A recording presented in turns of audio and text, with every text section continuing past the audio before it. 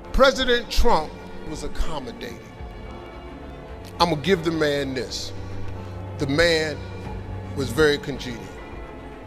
Just show me what he's done for black people so I can understand, because right now I don't. All right. Go on and collect. Kamala Harris for president. Bring their ass here and start building them desks and stuff in America, because he's gonna make America great again.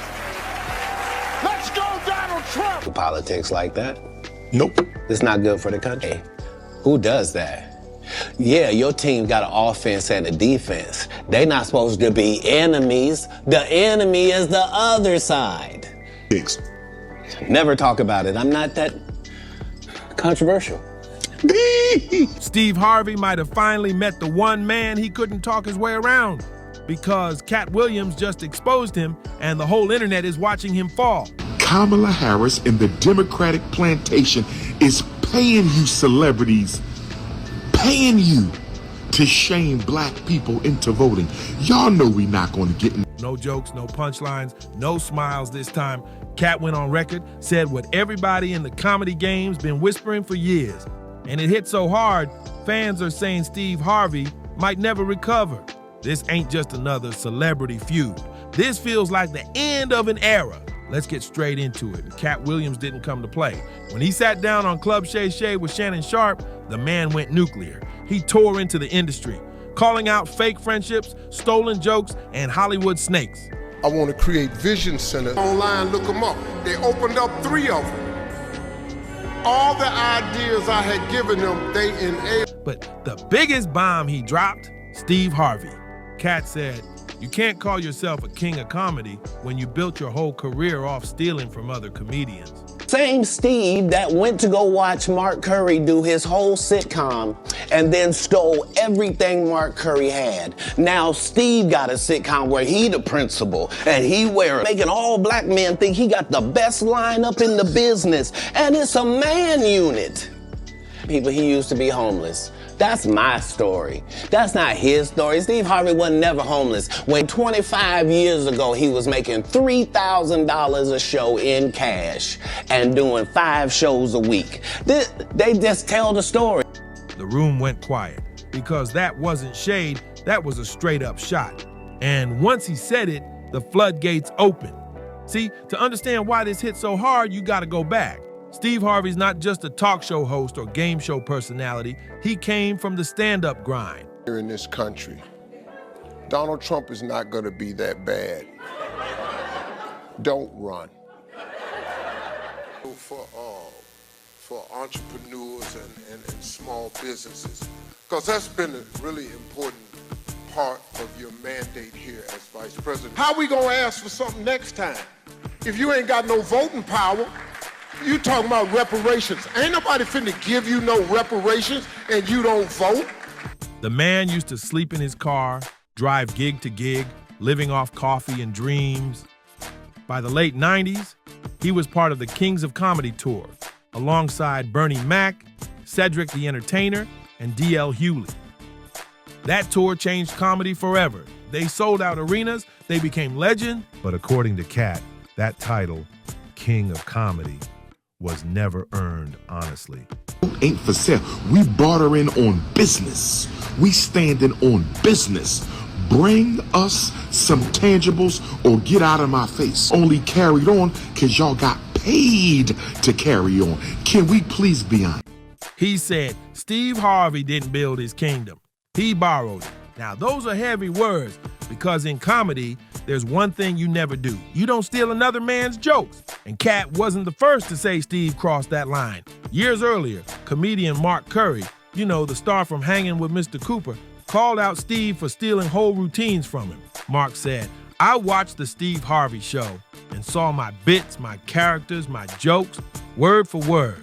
This cat is hot. Please put your hands together for Katt Williams. Saying you are not supposed to be at the gas station making life decisions. Can't even pump gas like you used to no more. If you put $15 in your tank, you had time to bond with your vehicle. You had time to put the nozzle in and put the nozzle in there and hit it. set the clicker and look through your car and clean off the dashboard and Be sitting there talking, be on your phone, hey, what's happening? Be walking around, cleaning the windshield. run in the store and get some Pringles and a Snapper, and it'll still be pumping. Okay, you go in there, bring me a wine cooler. Bring me a cooler, dog. Not no more. You can't even turn around good for that son of a bitch click. As soon as you put it in, just click, click. Get in there and start it up, and you can't believe that damn needle is a quarter tank of gas. And when he tried to talk to Steve about it, he said Steve just laughed and told him, that's show business. This is sad. We've never been here before. Be a movie star. There are 30,000 new scripts in Hollywood every year. Not one of them asks for a country bumpkin black dude that can't talk good over KB and look like Mr. Potato. Never been at the point where neither option is good for us in real life. No. This is a different conversation. This is, would you rather go back with your ex or would you rather go back? That's when people started realizing maybe Steve's success wasn't built on originality. Maybe it was built on borrowing other people's shine. So when Katt brought all that back up, it wasn't random, it was revenge. Years of bottled up truth exploding all at once. Katt said, you can't be preaching about God on TV when you've been playing dirty behind the scenes your whole life. I can barely put his sentences together, and the other guy will put sentences together from whatever he's read or whoever told him. Like, same thing that Democrats laugh at. As long as I'm talking to Democrats, I can make them laugh for 1 hour straight. That line went viral instantly because that's the contradiction people have been pointing out for years. Steve, the motivational speaker, Steve, the pastor of positivity, Steve, the family man, but behind the curtain, maybe a man who played the game harder than anyone else. And let's be honest, Steve Harvey's had a lot of scandals. From his messy divorce and accusations of infidelity to his leaked emails where he told his staff, don't talk to me, don't approach me, don't look at me. People started to see that behind that smile was a whole lot of ego, and Katt Williams didn't hold back. And he said Steve Harvey's biggest talent isn't comedy, it's manipulation. He accused Steve of using his charm and religion as a cover, of climbing his way up the ladder by stepping on anyone who stood in the way. And when Katt said it, it wasn't just gossip, he had receipts. He pointed back to the Kings of Comedy era, saying, Bernie Mac was the people's king, the funniest, the realest, but Hollywood pushed Steve as the face, because he was safe, he was polished, he was the one they could control. That hit a nerve with fans, because after Bernie Mac's death, people noticed Steve's tone changed. He started acting like the crown was his. He became the voice of comedy, while the one who earned that title, Bernie, was gone. Even D.L. Hewley hinted at tension between Bernie and Steve before he passed. He said they had creative differences, which was a polite way of saying they didn't vibe anymore, and now Katt's bringing all that pain back to the surface. Saying Steve used Bernie's death as a stepping stone to rewrite comedy history, but Katt didn't stop there. He dug into Steve's whole Hollywood persona, the TV host, the advice giver, the motivational preacher type. He said, how you gonna teach people about morals when your whole career been built on taking from others?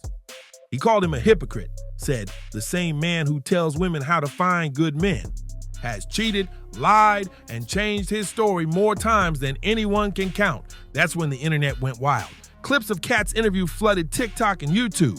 Fans were split, half saying Katt's just jealous, and the other half saying finally somebody said it out loud, because Katt wasn't just clowning, he was exposing. He talked about how Steve switched up when money came in, how he distanced himself from other comedians, started chasing corporate deals, and turned comedy into business. Katt said, Steve ain't one of us anymore, he's a brand, and that line stung, because Steve's whole identity is built on being relatable, the everyman who made it big, but Katt painted him as the total opposite, a man who sold his soul for fame, who abandoned the culture that built him once he got through the door. That's the moment the audience shifted. For years, Steve's been untouchable, the funny uncle, the smooth host, the man who made it out. But suddenly people started questioning everything. They went back, rewatched old interviews, old clips, and started noticing the cracks.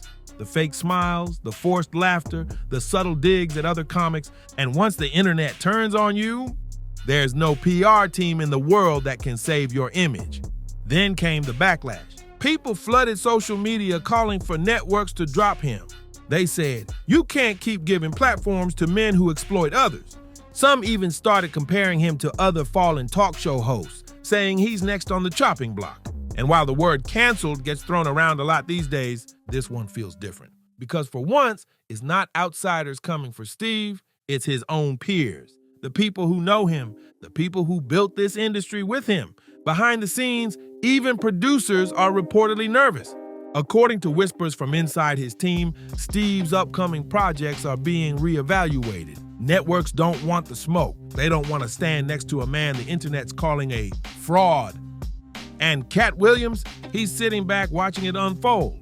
Cool, calm, collected. He's not tweeting, he's not explaining. He's just letting the truth do what truth always does. Catch up. Now, to be fair, Steve's no stranger to controversy. He's survived scandals before. The Miss Universe mix-up, the leaked emails, the backlash for defending folks the public turned against. Every time, he's managed to bounce back, smiling his way through damage control, preaching forgiveness and talking about God's plan. But this time feels different, because this time, it ain't Hollywood gossip. It's a fellow comedian, one who came from the same grind, saying, you've been fake from day one. That's not something you can PR your way out of. And fans are digging deeper. They're pulling up old interviews where other comics shaded Steve, moments where even Bernie Mac looked uncomfortable on stage with him, old posts from Monique, who once said Steve Harvey turned his back on her for Hollywood acceptance. She said, Steve told me it's not about integrity, it's about the money game. Now that quote's resurfacing, and people are connecting the dots between Monique's pain and Katt's truth bombs. So what exactly did Katt's cancellation moment look like? It wasn't one sentence. It was a full-blown dismantling of Steve's image. He said Steve was a Hollywood puppet. He said his advice to women was trash dressed up in religion. He even mocked his acting, saying, y'all remember Think Like a Man. Steve been pretending his whole life. And the crowd laughed, not because it was funny, but because they knew he wasn't lying. Since that interview, Steve's been quiet, unusually quiet. No press conference, no long monologue defending himself, just silence. He even canceled a few appearances. And for a man who loves the spotlight, that says a lot. Insiders say he's furious behind the scenes, that he's calling meetings, trying to figure out how to fix the narrative, but you can't fix what's already cracked. You can only hope people stop looking too closely. Because Katt didn't just go for Steve's career, he went for his credibility. And that's the one thing you can't buy back. You can lose money, you can lose deals, but once the public stops believing in your story, it's over. That's what this cancellation really is. Not networks dropping him, but people finally saying, we see you now. The irony, Steve used to talk about this exact situation. He once said, if you live long enough, the truth about you will come out. So make sure you can live with it. And now that truth's coming out through Katt Williams, through other comedians, through old footage resurfacing, and Steve's being forced to live with it. But here's the craziest part. Katt didn't sound angry when he said it. He sounded calm, almost sad, like he wasn't trying to ruin Steve. He was just tired of the lies. He said, I respect real. Even if you don't like me, keep it real. But don't act holy when your whole career is built on hustle and hypocrisy. That's the kind of statement that doesn't need shouting. It echoes on its own. So where does this leave Steve Harvey? Right now, his empire is still standing. But for the first time in decades, there's cracks showing. Networks are watching the backlash. Comedians are distancing themselves. Fans are debating whether the man they loved all these years was ever really genuine. And Katt Williams, he's sitting on top of the internet, praised as the one who finally broke Hollywood's polite silence. Because Katt didn't just call out Steve, he called out the whole system that rewards fakery over authenticity. At the end of the day, maybe that's why this story hit so hard. Because everyone's tired of the mask, tired of fake smiles and motivational speeches from people who don't practice what they preach. Katt ripped off that mask, and what's underneath ain't pretty. Whether Steve bounces back or not, this moment changed how people see him forever. No more Uncle Steve, no more America's mentor. Now he's just another man whose truth finally caught up. And as Katt said at the end of that interview, God don't like ugly, but he sure got patience. Looks like patience finally ran out. This is buzz and drama where the truth ain't sugar-coated. It's served raw. Hit that like button, subscribe, and drop a comment. Do you think Steve Harvey's career can recover after this? Or did Katt Williams just end a Legends run once and for all? We'll see you on the next one.